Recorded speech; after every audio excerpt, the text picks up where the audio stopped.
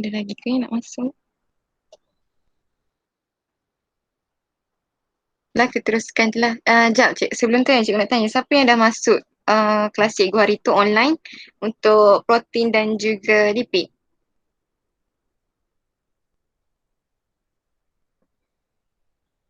Hello, dengar tak suara saya? Dengar cikgu. Ya, saya tak masuk Ah, itu. siapa yang masuk? Abdalia masuk tak? Tak. Tak. Atisha? Tak, saya masuk yang 4.5. Asid nukleik je. Masih ni quick je. Fizlin? Saya tak masuk juga ya. Tak masuk juga. Juliana dengan Ika pun sama? Tak masuk. Cikgu. Okey, beres. Kalau gitu, kita pergi je lah terus dah. Protein dengan lipid. Kau nak cikgu ulang balik karbohidrat? Protein terus cikgu.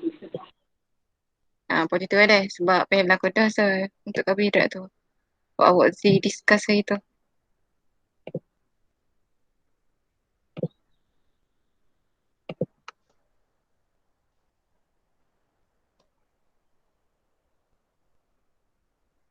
Okey, bismillahirrahmanirrahim. Okey, baca doa dulu lah. Adam mengetahui pada ini. Ya. Bismillahirrahmanirrahim. Allahumma aftah alaina hikmataka wa ansyur alaina min khazaini rahmatika ya arhamar rahimin. Amin. Okay, bismillahirrahmanirrahim. Okay, hari ni kita akan sambung. Okay, minggu lepas kan kita belajar asid nukleik tapi saya lupa protein dengan lipid sebab saya nak record tapi saya akan pergi balik lah ni Okay, hari ni kita akan sambung protein dan juga lipid 4.3 dan 4.4. Pastikan awak ada buku teks dengan awak sekarang dah. Jangan dengar saja sebab takut macam kod-kod saya salah hoyak aku ke apa kau boleh betulkan aku. Gitu dah. Okay. Next. Okay, hari ni apa kita akan belajar? Hari ni kita akan belajar tentang unsur-unsur yang ada dalam protein dan juga lipid. Kita nak tahu pembentukan dan penguraian dipeptida dan juga polipeptida. Kita nak jelaskan, kita nak tahu tentang jenis-jenis yang ada lipid utama. Kita nak tahu juga pembentukan dan penguraian triglycerida ni. Lepas tu kita nak tahulah macam mana persamaan untuk pembentukan dan penguraian dipeptide dengan triglycerida dan juga kita nak tahu apa kepentingan protein dan juga lipid. Okey, sebelum kita pergi pada lipid, kita pergi pada protein dahulu. Okey, apa tu? Okey, protein kan. Protein ni kalau tengok dalam ni, kita boleh jumpa dalam ikan, kita boleh jumpa dalam ayam ataupun daging, telur, banyak je sebenarnya makanan yang membagikan protein kepada kita. Okay, nak masuk ke?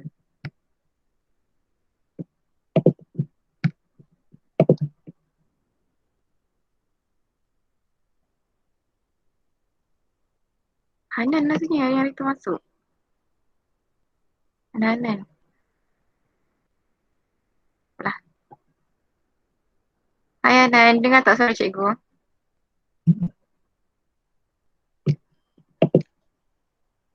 Hanan. Awak yang sekali dengan cikgu hari tu kan yang untuk topik ni kan? Hanan kan? Ha?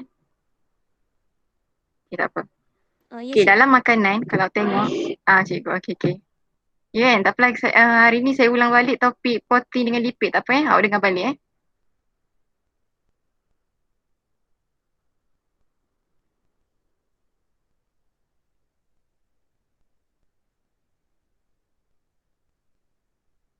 Okay, dalam makanan kita makan hari ni, kita boleh jumpa karbohidrat, kita boleh jumpa lipid, ada juga protein dan juga asid nukleik. Maksudnya, contohlah awak makan nasi takkanlah ada karbohidrat saja. Mesti awak ambil lauk juga kan, ada ikan, ada protein, maksudnya pasal ada sikit. Kalau goreng-goreng tu, mesti ada juga lipid sikit. Sebab tu lah, dalam makanan ni mesti akan ada karbohidrat, lipid, protein dan juga asid nukleik. Okay, apa unsur-unsur yang ada dalam protein? Okay, protein ni, dalam protein ni kita ada unsur macam hari tu kita tahu dalam karbohidrat ada 3 CHO iaitu ada karbon, hidrogen dan juga oksigen Tapi dalam protein ni tambah sesuatu lagi, ada nitrogen. Tapi kebanyakan protein ni ada juga unsur sulfur dan juga fosforus. Hmm, azim. Azim.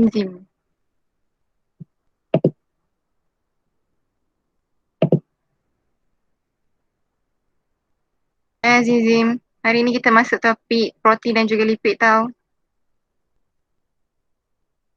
Okey, macam saya cakap tadi, unsur protein ada karbon, hidrogen, oksigen, nitrogen dan kebanyakan dia juga ada unsur sulfur dan juga fosforus. Okey, semua protein yang terdiri daripada satu atau lebih polimer. Polimer ni banyak, kita panggil sebagai polipeptida. Faham? Kalau banyak-banyak protein kita panggil sebagai polipeptida. Okey, setiap polipeptida ni dia terdiri daripada monomer. Monomer ingat yang basic asas tu kita panggil sebagai asid amino. Jadi dalam protein tu monomer yang paling terkecil adalah asid amino.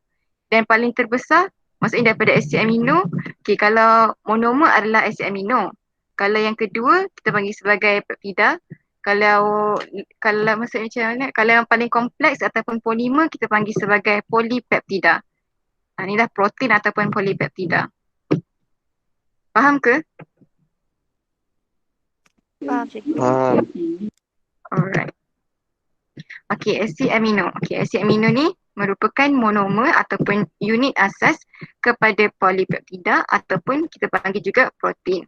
Okey, asid amino ni akan terangkai bersama melalui proses kondensasi. Ingat kalau kondensasi proses kencing iaitu buang air. So bila buang air tu dia akan terangkai lah untuk proses kondensasi tu. Ini contohlah monomer. Apa tu monomer? Setiap blok ni mewakili satu monomer. Bila banyak ni mewakili polimer lah. Polimer kan banyak kan. Contoh kalau untuk protein, monomer untuk protein adalah asid amino. Polimer untuk protein adalah polipeptida. Okay, contoh lagi. Ini protein, monomer dia amino acid ataupun asid amino. Ini satu amino acid, dua amino acid, tiga amino acid. Okey, dipeptida ni terdiri daripada dua molekul asid amino. Tadi kita pergi kepada monomer dia asid amino. Sekarang ni kita pergi kepada dipeptida. Ingat, di ni dua. Okey, dua. So dipeptida ni adalah dua molekul asid amino yang dirangkai bersama oleh ikatan peptida melalui proses kondensasi. Contoh ni lah kalau ada dua, ni satu, ni ada dua. In case kalau ada dua, maksudnya kita panggil sebagai dipeptida lah. Dipeptida dia ada ikatan peptide kat situ. Melalui proses kondensasi kencing iaitu satu molekul air akan disingkirkan. Okey, kondensasi boleh merangkai lebih banyak asid amino untuk membentuk satu rantai polipeptida.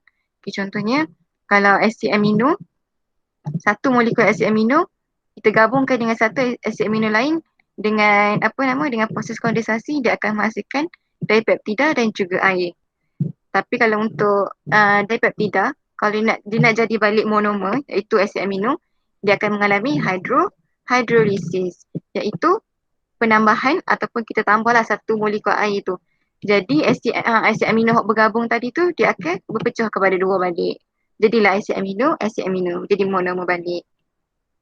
Okey, seterusnya protein ataupun polipeptida dalam makanan boleh dihidrolisis ataupun dihuraikan kepada dipeptida ataupun asid amino oleh enzim pencernaan melalui proses hidrolisis. Ni yang saya ayat tadi lah. Dia boleh dihidrolisiskan dengan adanya enzim pencernaan. Okay, sini dia asid amino akan diserap dalam darah dan seterusnya digunakan untuk membina molekul protein berlainan yang diperlukan oleh badan. So dalam badan kita ni perlukan protein kan. So sebab itulah kita kena makan makanan macam ayam, daging, ikan, ni salmon. Lepas tu kita ada cheese. Okay, so kita makan benda-benda ni untuk contribute lah, untuk menyumbangkan dekat dalam badan kita lah protein tu. Sebab dalam badan kita ni perlukan protein.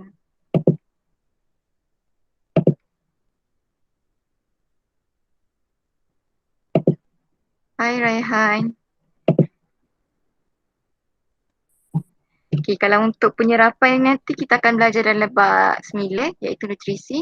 Awak akan belajarlah gano karbohidrat, protein dengan lipid ni akan diserap dekat kita punya usus kecil lah.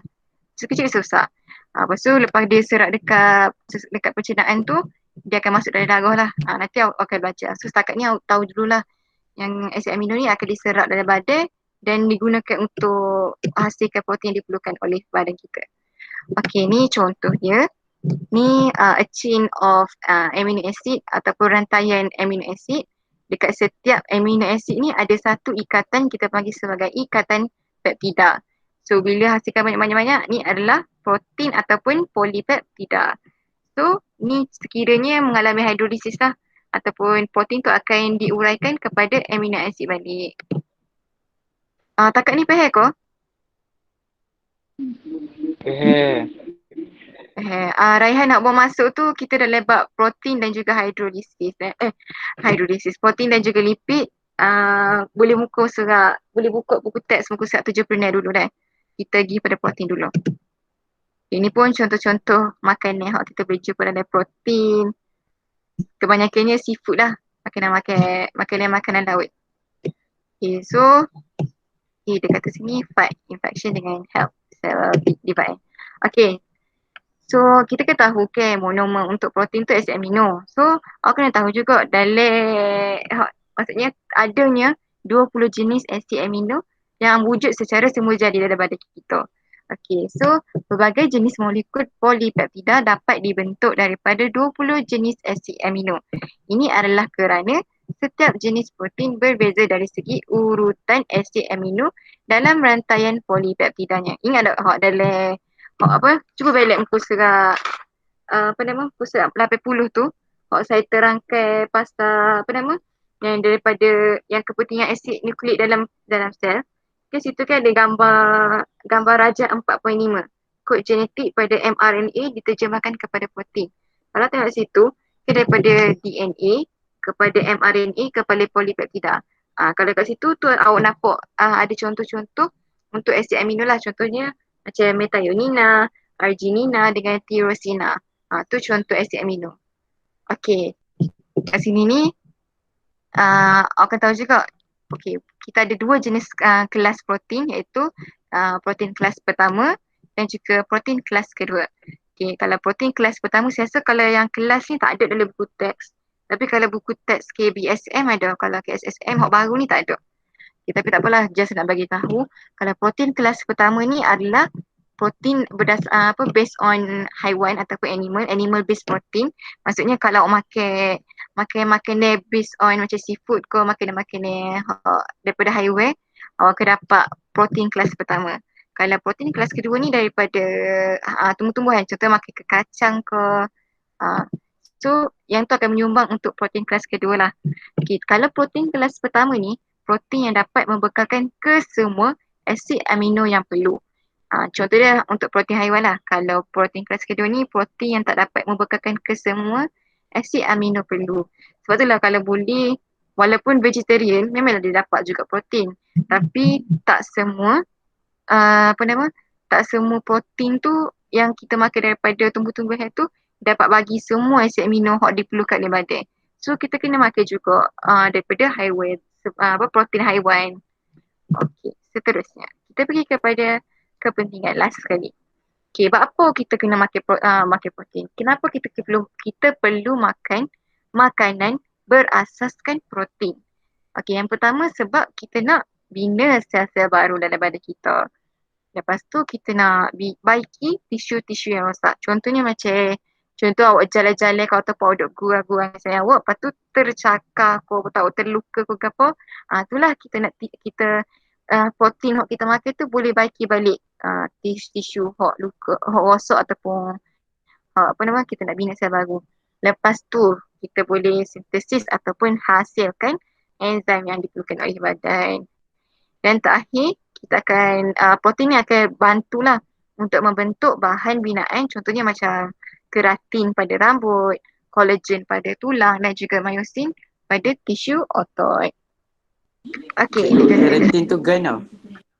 Keratin ni macam dalam kita punya kulit ni ada satu satu binaan macam ginilah. Kalau nak bina rumah ni kita kena ada bata. Tapi dalam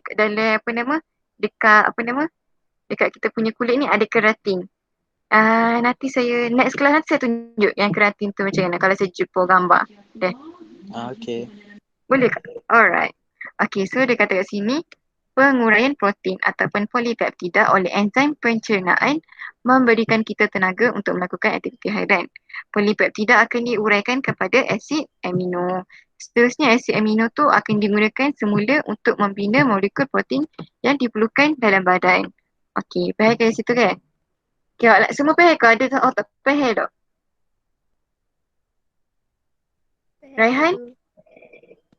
Okay, Alhamdulillah. Azim? Cik, maksudnya daripada kita ni ada banyak jenis protein lah cik kan? Dalam badan kita, dia boleh menghasilkan protein. Boleh menghasilkan protein. Tapi kita perlukan asid amino tadi. Faham tak? Macam cikgu tadi kan ni. Dalam badan kita, kita boleh hasilkan protein secara semula jadi. Tapi macam gini lah, awak nak buat nasi biryani. Tapi awak tak ada bahan kan awak nak masak nasi biryani. Macam dalam badan kita jugalah. Kena kita nak buat protein. Kalau kita tak ada bahan dia iaitu asid amino.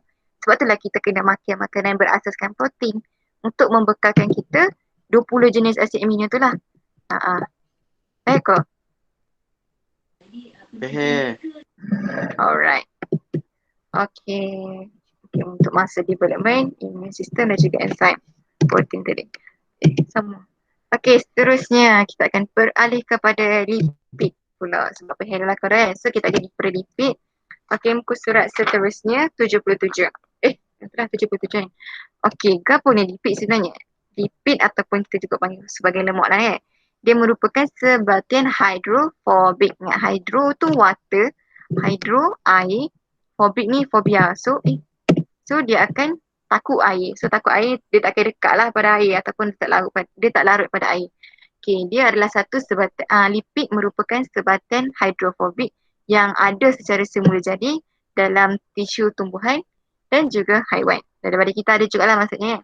Okay, lipid ni terdiri daripada unsur karbon, hidrogen dan juga oksigen. Okey, dia sama juga, dia punya unsur sama juga dengan karbohidrat, CHO, tapi dia punya nisbah atom hidrogen kepada atom oksigen dia adalah jauh lebih tinggi.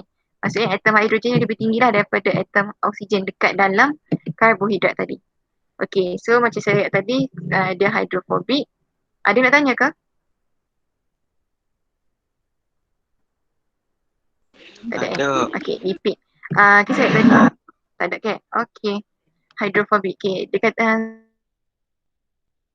air. Tapi larutan dalam larutan organik tapi kalau contohkan kalau adanya larutan dalam ni nak ayat ni. Belit sikit ayat dia. Tetapi larutan dalam larutan organik lain. Okey, sorry silap. Tapi larut. Okey, lipid ni dia tak larut dalam air, tapi dia larut dalam larutan organik lain. Contohnya macam alkohol, ether dengan kloroform. Contohnya awak letak, contohnya dalam gambar ni awak letak minyak dalam air biasa, air awak minum hari, tapi masalah apa tak? Dia tak larut dalam air ataupun dia tidak bercampur kan. Awak kacau lah setara mana macam awak kacau air Milo, tapi dia tak akan campur juga. Kecuali lah kalau awak masukkan dalam larutan alkohol ataupun ether ataupun kloroform. Jadi dia akan campur lah macam kita campur air Milo masuk air sahur tu. Okey, dari lipid ni awak pernah tahu kita ada 4 jenis lipid. Yang pertama adalah lemak. Yang kedua, fosfolipid. Yang ketiga, lilin. Yang keempat, steroid. Okey. Kita pergi kepada struktur untuk struktur dalam lipid. Ni tak ada dalam lipid ni akan ada glycerol dan juga fatty acid. Okey. Apa tu? Kita pergi kepada lemak dahululah. Okey, contoh lemak dan juga minyak ni adalah triglycerida. Okey, triglycerida ni adalah sejenis ester yang terbentuk melalui kondensasi. Ingat, kondensasi ni adalah proses singkirkan satu molekul air, kondensasi kencing. kencing, buang air. Okey, melalui proses kondensasi, satu molekul glycerol dengan 3 molekul asid lemak. Okey, triglycerida ni boleh dihidrolisiskan semula. Hidrolisis, ingat. Hidrolisis ni kita tambah air, satu molekul air. Tidak boleh dihidrolisiskan semula kepada asid lemak dan juga glycerol melalui tindak balas hidrolisis. Okey, glycerol ialah sejenis alkohol 3 karbon yang mengandungi 3 kumpulan hidroksil ataupun OH. Tak habis masa lagi ya kita Bawa aku apa saya? Tak lagi. Okay, cikgu takut Okay, thank you. Okay, dia kata kat sini. Tak payah lagi sini. Tak apa. Okay, dia ayat tadi. Dalam, ni adalah bentuk triglycerida triglycerida. Okay, lemak. Okay, yang jenis lipid yang pertama kita tadi adalah lemak Okay, lemak ni adalah triglycerida. So, benda ni kita boleh jumpa adalah satu molekul yang terdapat dalam lemak tadi tu lah. Okay, dia kata dalam itu ada satu glycerol. Kalau tengok dekat buku teks, dia kata triglycerida ni terdiri daripada satu glycerol dan juga 3 molekul asid lemak So, bila glycerol dan juga asid lemak ni bergabung melalui proses kondensasi, dia akan menghasilkan triglycerida dan juga air. Lepas tu dia kata triglycerida ni boleh dihidrolisiskan semula. So proses ni ginilah. Dia boleh, maksudnya kalau nak hasilkan triglycerida, proses kondensasi. Kalau nak pergi balik kepada asid lemak dan juga glycerol, mengalami proses hidrolisis. Look dia memang gini dah, glycerol, ni asid lemak. Okay, ni contoh. Okay, satu glycerol, kita ada 3 asid lemak ataupun 3 fatty acid. Okay, kan kita nak cantumkan dia kita nak hasilkan triglycerida iaitu dengan dengan molekul air. So macam mana pula kalau kita nak pisahkan dia balik? Kita nak hasilkan glycerida dengan asid lemak balik. So kalau gitu kita kena tambah balik satu molekul air. So satu molekul air inilah yang akan memutuskan rantaian antara glycerida dan juga 3 asid lemak tu tadi. Okay, macam tengok molekul air ni ayat. Too bad it doesn't last long. Okay, itulah contoh dia. Maksudnya daripada ni kan dia nak bercantum. Dia dah bercantum dengan buahnya satu air ni. Lepas tu kalau dia nak cantum balik, tambah air. Air ni lah yang akan uraikan dia balik. Ini contohlah kat glycerol.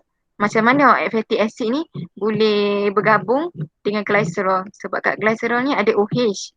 Dan juga fatty acid ada H negatif. Kalau belajar kimia, kalau kita nak kita nak stabilkan dia, kita boleh bergabung sekali lah jadi H2O kat sini. Okay, H2O. Contoh dia mono satu, diglycerida ni 2. Lepas tu kita panggil dia triglycerida sebab dia bergabung 3 tri ni kan 3 kan. Mono 1, di 2, tri ni 3. So ada 3 asid lemak yang bergabung dengan glycerol. Triglycerida.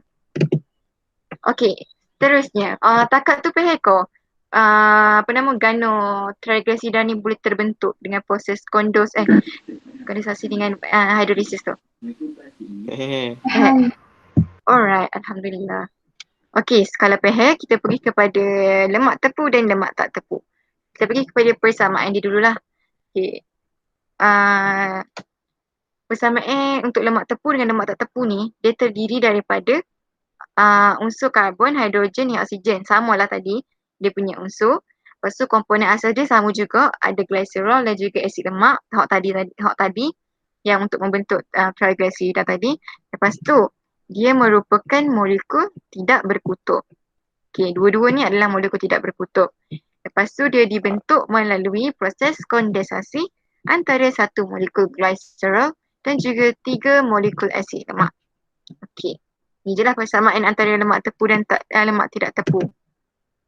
Kita tengok lemak tepu dia punya dia punya ikatan dia straight je. Kalau lemak tak tepu ni dia lebih macam dia bercabang-cabang. Okey. Okey, seterusnya kita pergi pada perbezaan lemak tepu dan juga lemak tak tepu. Okey, gini dululah. Apa contoh lemak tak tepu ni? Okay, lemak tak tepu ni, contoh dia adalah mentega dan juga lemak haiwan. Kalau lemak tak tepu, contoh dia adalah minyak zaitun ataupun minyak ikan lah. So ingat kalau lemak tepu ni lebih kepada macam benda-benda yang solid ataupun benda-benda yang berpejar keras. Kalau lemak tak tepu ni lebih kepada macam minyak zaitun, minyak-minyak berdasarkan cecair cair lah. Okay, so perbezaan yang pertama, asid lemak untuk lemak tepu ni adalah asid lemak hanya mempunyai ikatan tunggal antara karbon. Manakala kalau lemak tak tepu ni, dia sekurang-kurangnya asid lemak ni ada satu ikatan ganda dua antara karbon. Patut ni kalau lemak tepu kan dia ada satu je ikatan tunggal. Satu je ikatan tunggal. Tapi kalau lemak tak tepu ni dia sekurang-kurangnya ada satu ikatan yang lebih daripada ikatan tunggal lah. Maksudnya ada ikatan ganda dua. Okey, itu yang pertama. Okey, yang kedua, lemak tepu ni dia tak ada ikatan kimia dengan atom hidrogen tambahan. Sebab semua ikatan sebab dia ada semua ikatan antara karbon tepu lah. Kalau lemak tak tepu ni dia ada ikatan ganda dua, ikatan ganda dua masih boleh menerima satu ataupun lebih atom hidrogen tambahan. Sebab tu adalah atom karbon yang tak tepu. Okay, kalau tengok sini, lemak tak tepu ni kan dia ada ikatan ganda dua. Ikatan ganda dua. Sebab tu dia boleh tambah kehadiran satu atom hidrogen tambahan. Manakala kalau lemak tak tepu kan dia dah standard dia dah stabil So dia tak boleh tambah lagi hidrogen, mana-mana hidrogen tambahan. Okay, sebab itulah perbezaan ni. Okay, yang ketiga, lemak tepu ni kita boleh jumpa dalam bentuk berpejar dalam suhu bilik. Maksudnya dalam rumah awak tu kalau boleh jumpa, kalau pergi dapur tu boleh jumpa mentega. Mentega kan dalam bentuk berpejar kan, dia kan kerahat. Okay, kalau macam contoh kalau lemak tak tepu ni, kita boleh jumpa dalam bentuk cecair. Contohnya macam minyak. Minyak tadi kan cecair kan. Okay, itulah beza dia. So sumber dia adalah lemak tepu adalah mentega dan juga lemak haiwan. Kalau lemak tak tepu ni, contoh dia macam minyak zaitun dan juga minyak ikan tadi. Okay, perbezaan yang persamaan ni apa kok? Cikgu. Aha. Butter bila kita cair dia akan jadi macam minyak je kan. So dia akan bertukar jadi lemak tak tepu kan? Aha.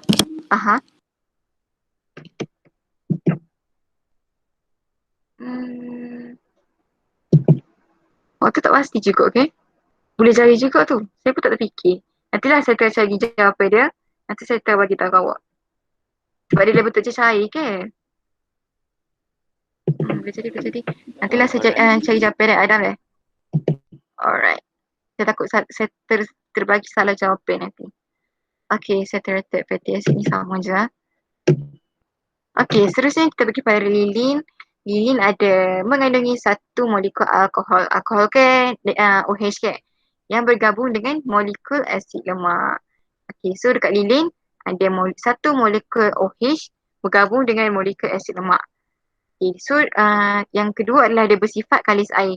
Macam lilin biasalah kalau titisan air lilin tu kalau kena kat tangan awak. Okay, kalau musim-musim bulan puasa ni kan main berapi Kalau cuba awak tersentuh lilin, lepas tu panas air tu Lepas tu bila dia kering tu dah kena lekat tangan Kalau awak pergi lekat kat air tu, dah kena sifat kalis air lah. Dia tak kena dekat tangan awak. Tu contoh dia. Kita kat bulan puasa pula. Okay, seterusnya kita pergi pada fosfolipid. Ingat ada fosfolipid mana satu? Ingat ada obat 3 tu? Ingat ada? Dui Okay, lapisan fosfolipid ni merupakan komponen utama membran plasma. Ya, betul. Dan terdiri daripada satu molekul glycerol yang bergabung dengan dua molekul asid lemak dan satu kumpulan fosfat. Okay, so fosfolipid ni kalau gitu kita tahu dia ada dia ada paluk kepala hidrofilik. Hidrofobik dan juga ada kaki tu hidrofilik Kau kena? Betul kan? Okay. Lepas tu dekat dalam fosfolipid ni dia terdiri daripada satu molekul glycerol dan juga dua molekul asid lemak dan satu kumpulan fosfat. Tu je lah beza dia antara lemak tadi. Okay, seterusnya kita pergi pada steroid. Steroid ni adalah satu merupakan sebatan lipid yang tak ada pun asid lemak. So contoh dia steroid ni adalah kolesterol, testosteron, estrogen dan juga progesteron. Inilah yang ada yang ada contoh-contoh steroid ni. Okay, ni contoh dia dalam inside membrane cell membrane ni adanya lipid dan kita nampak sini adanya triglycerida. Okay, kita dah belajar tentang lipid tadi kan. So apa kepentingan lipid ni dalam sel kita ni, dalam badan kita ni? Okay, kalau diet kan mesti dia nak cut lipid ni. Tapi walaupun kan kita kena ambil juga lipid ni. Sebab apa? Okay, sebab yang pertama dia merupakan simpanan tenaga bagi haiwan. Okay, contohnya macam kalau boleh, kalau macam skala lah. Kalau bukan bulan puasa kan kita makan tengah hari. Tengah hari dah behel nasi biryani. Lepas tu tiba-tiba pula kopak lebih sayang ya. Jom pergi KFC. Pak pergi KFC pula beli lunch plate pula Lepas tu malam tu pula baru nak diet. Tiba-tiba jom makan burger. Behel pula 2 butir burger So makan banyak-banyak tu. Lepas tu pula jenis hak depan makan tu tidur, duduk main telefon, tengok video. Lepas tu maksudnya makin tenaga, makin ni makan tadi tu dia diuraikan tapi tenaga tu awak tak guna. So dia akan tersimpan dalam bentuk lipid dalam badan kita. Sebab tu obesity tu lah yang menyebabkan makan tapi tak guna tenaga. Makan maksudnya kuantiti makanan yang awak makan tu tak setanding tenaga yang awak gunakan. Gitu tak? Okay, seterusnya lipid ni berfungsi sebagai pelapis untuk melindungi organ-organ dalaman serta bertindak sebagai penebak haba bagi haiwan. Okay, dia boleh jadi sebagai melindungi organ-organ dalaman ni contohnya in case tapi kalau pernah dengar tak kalau ada perempuan mengandung ada setengah puan ni dia jenis ada jenis macam kalau jatuh sikit pun boleh gugur. Tapi ada sejenis macam ada setengah puan yang mengandung ni kalau jatuh macam dia jenis hak teh sikit lah. Sebab mungkinnya ada lipid-lipid ataupun macam ayat macam air sikit. Ada lipid lah cerita dekat dia punya kalau dia jatuh tu dia melindungi lah organ-organ dia. Okay. Terusnya penebak haba ni tak tahu lah kalau kat kawasan kutub ataupun musim-musim sejuk, musim-musim hujan itu dia boleh kalau orang hak kuruh ni mudah sikit nak sejuk, hujan sikit sejuk. Kalau orang hak obesity ataupun ada lemak banyak ni dia macam payah sikit nak sejuk. Betul sebagai penebak haba. Okay, nombor 3 kepentingan. Merupakan komponen penting dalam kutikel yang menutupi epidermis daun dekat gambar tadi. Okey, dalam daun tu, atas kali tu akan ada satu lapisan kutikel. Kalau apa pergi daun, alik atas lapisan daun ni lebih licin daripada di bawah.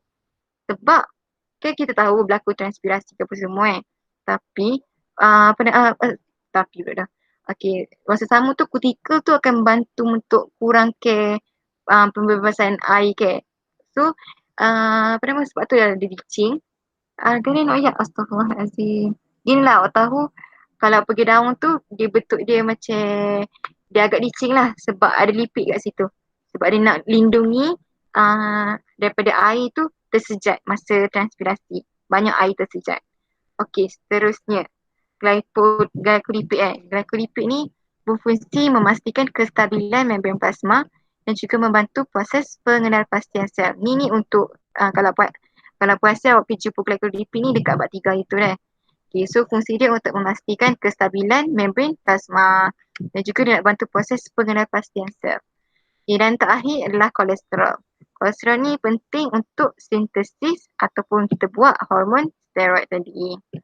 Okay, takat tu pehek kau pasal lipid. Okay, nice.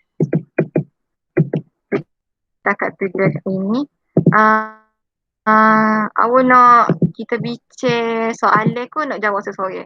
Benda ni saya bagi dah benar. Saya nak buat soalan lain. Tapi soalan lain pun sama juga. So guna ni je dah. Sekejap. Aduh ya Allah. Nak bincang sama-sama ko? Nak apa nama? Nak jawab Bincang sekali. Bincang sekali. Bincang sekali dah. Okay, sekejap saya snap. Sekejap, awak berapa yang ini? 1, 2, 3, 4, 5, 6, 7, 8, 9. 9, 10.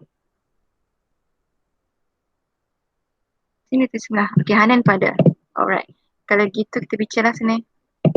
Tubik pula. Cepat. Tak keluar.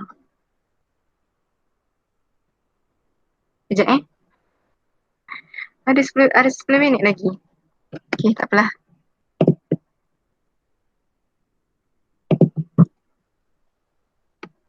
Semua yang nampak ke? Nampak ke belakang Nampak. Hello? Okay. Nampak. Nak saya panggil nama seseorang ke kan ni? Kena jawab ramai-ramai. Okay, apakah monomer yang membentuk protein? Awak agak-agak ke apa? A. Glukosa, B. Asid amino, C. Asid lemak, D. nukleotida. Asid amino. Protein. Asid Amino. Asid amino. Alright. Okay, betul.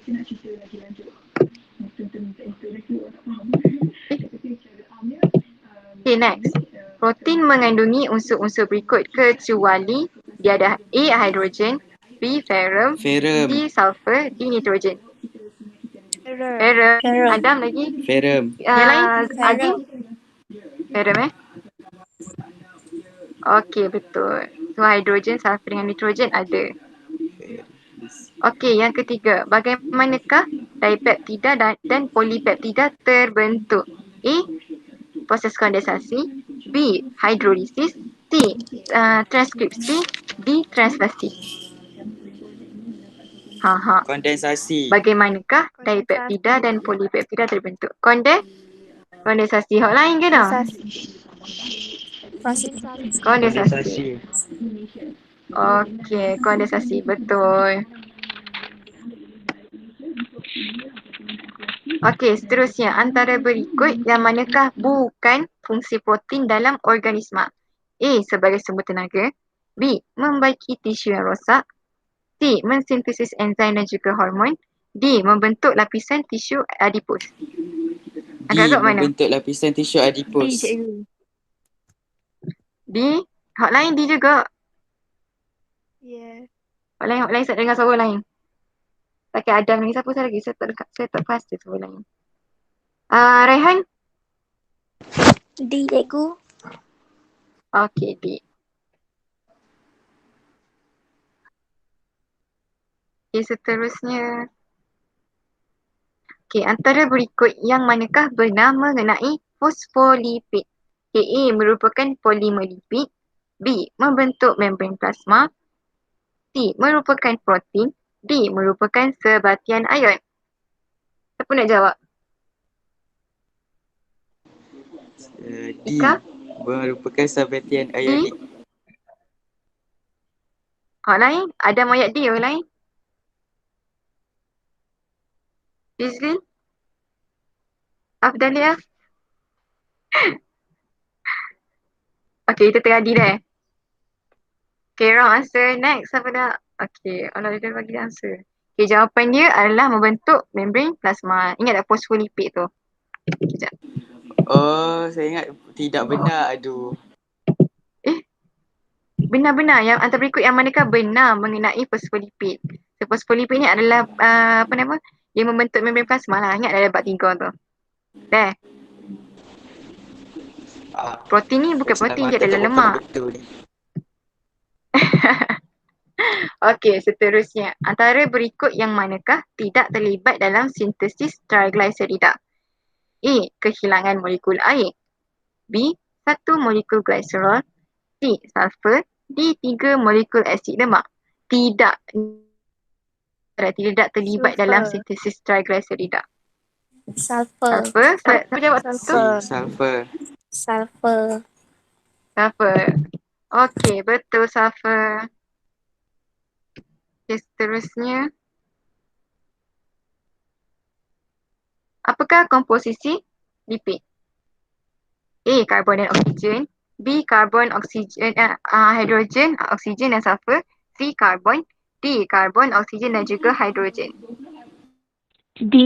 Jawapan dia? B? D. D. D. Carbon, oksigen dan B ke hidrogen. D? D. D. D. D ke B? D. D D. Okey, betul. D. Okey. Terusnya, berikut merupakan fungsi lipid dalam organisma kecuali, salah dah. Fungsi lipid kecuali A. Melindungi organ dalaman, B. Sebagai penyebab haba, C. Sebagai sumber utama tenaga untuk respirasi sel, D. Sebagai simpanan tenaga. C. A. Lindungi, C. Betul. Lain. C. Semua C Okey, C. Okey, betul. Dia bukannya sumber tenaga untuk bukan sumber utama tenaga untuk respirasi sel. Dia adalah tenaga simpanan. Okey, antara berikut yang manakah bukan sifat lipid? A.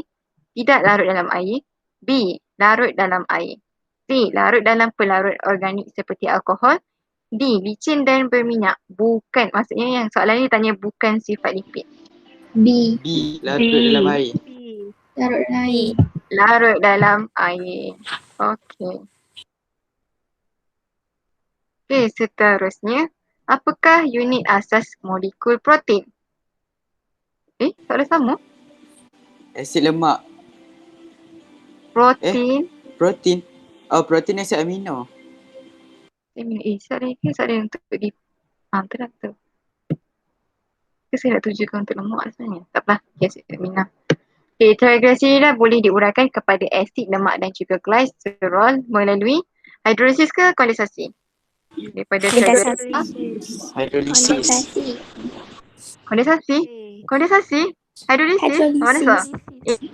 Hidrolisis. Hydrolysis. A. A. Hidrolisis lah. Kondensasi tu dia nak membentuk daripada asid lemak dengan glycerol nak bentuk triglycerida. Okey, seterusnya terakhir. Pernyataan yang manakah betul tentang lemak tepu? A. Dalam bentuk cecair pada suhu bilik. B. Mengandungi sekurang-kurangnya satu ikatan ganda dua antara atom karbon. C. Mempunyai ikatan tunggal antara karbon. D. Contoh lemak tepu ialah minyak ikan. C. Yang mana C. betul? Punyai ikatan tunggal. C. B. A. C. Saya dengar A, B, C. Yang mana satu ni? C. C. Lain? C. C. C juga? C. Okey, betul. So, lemak tepu ni mempunyai ikatan yang tunggal. So, berapa skor kita? Okey, salah satu je. So, 11/12 lah kita punya ni. Your answer. Okay, so nama betul asid amino, ferrum. Mana salah tadi? Inilah. Sebab apa nama salah dia pun sebab tukar ingatkan salah hot salah salah mengenai fosfolipid. Alright. Nice. Alhamdulillah lah kalau pihak belakang kak. Okay, boleh tak sorry buat kita nak habis dah masa, ada 2 minit lagi. Okay, sebagai penutup saya nak sorry buat reflex 3 apa awak dipelajari. Boleh kak? Azim?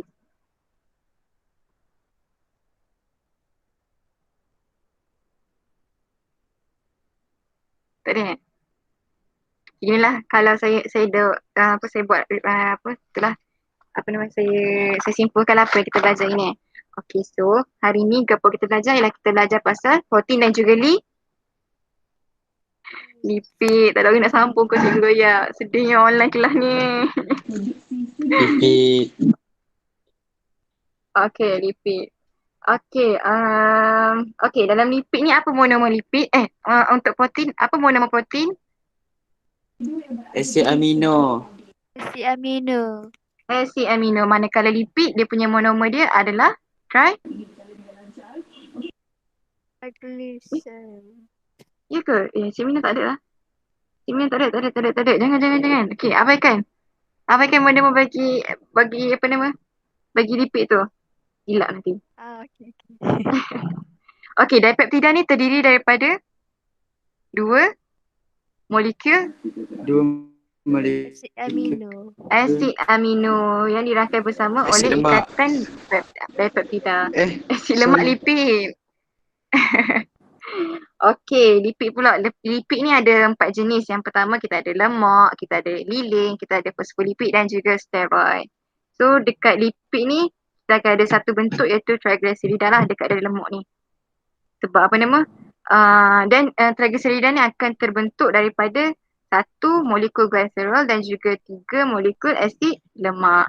Lepas tu dekat lipid ni juga kita belajar tadi yang lemak tepu dan juga lemak tak tepu. Contoh lemak tepu ni macam mentega, kalau lemak tak tepu ni macam berasaskan minyak ataupun minyak ikan, minyak zaitun.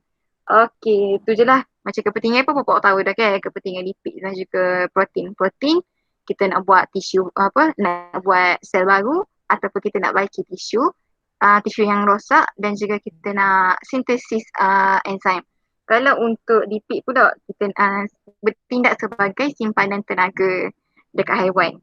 Lepas tu sebagai pelapik lah untuk melindungi organ-organ dalaman dan juga penebat haba lah untuk haiwan. Okay, itu je lah kita belajar hari ni. Dan next kelas kita akan sambung untuk bab 5 pula lah.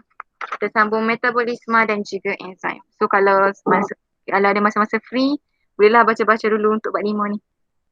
Okay, takat ni sajalah kalau kita, kalau ada tak faham boleh tanya deh. Bye. Next kelas pula. Kelas lain pula. Masuk kelas lain pula. Thank you, cikgu. Alright. Cikgu. Sama. Terima kasih cikgu. Sama-sama.